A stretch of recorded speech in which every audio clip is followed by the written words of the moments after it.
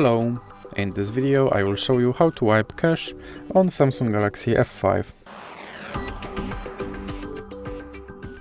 So you have to start by powering off your phone, then select power button, power off, and press power off again. And once your device is completely powered off, you have to press power button and volume up button at the same time and hold it.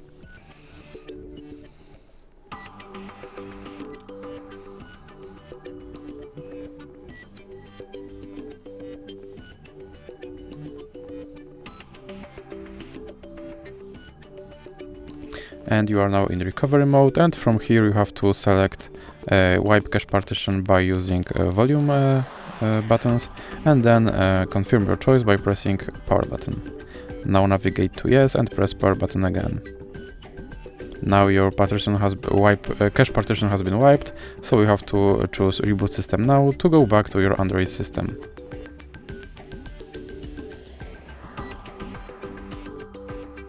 And as you can see, that's it for this video. If you liked it, please remember to leave a like and subscribe.